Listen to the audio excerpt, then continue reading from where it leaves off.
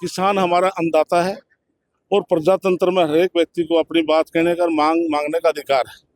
और मैं मानता हूं कि किसानों के लिए जो प्रधानमंत्री नरेंद्र मोदी ने किया, आज से पहले किसी देश के प्रधानमंत्री ने ऐसी शुरुआत नहीं की। कानून बना करके 12 करोड़ किसानों को 6,000 रुपये किसान सम्मान निधि के हिसाब से दिया गया है। इसी प्रकार से हिंदुस्तान में पहली हरियाणा सरकार नायब सैनिक सरकार है जिन्होंने किसानों की 14 फसलों को MSP पर खरीदने की घोषणा की।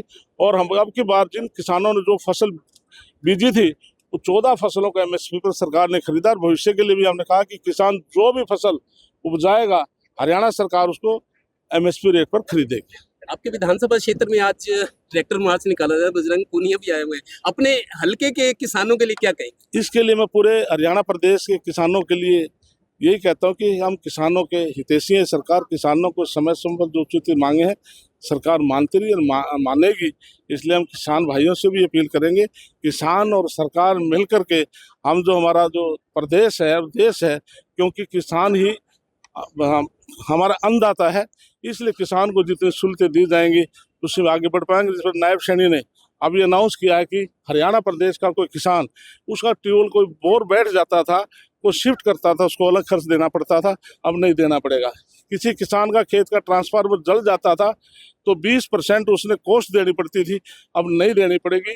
31 जुलाई 2024 तक जिन किसान भाइयों ने सिक्योरिटी जमा कराई हम सबको कनेक्शन देने जा रहे हैं। 133 करोड़ किसान भाइयों पर सरचार्ज बकाया था ट्यूबवेलों का, सारा माफ़ कर दिया।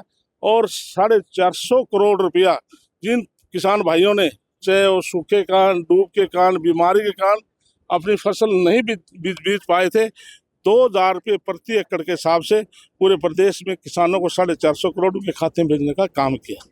किसान हमारा अन्नदाता है और प्रजातंत्र में हर एक व्यक्ति को अपनी बात कहने का मांगने का अधिकार है।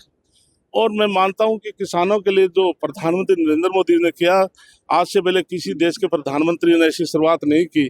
कानून बना करके 12 करोड़ किसानों को 6,000 रुपये किसान सम्मान निधि के हिसाब से दिया गया है। इसी प्रकार से हिंदुस्तान में पहली हरियाणा सरकार नायब सैनिक सरकार है जिन्होंने किसानों की 14 फसलों को MSP पर खरीदने की घोषणा की।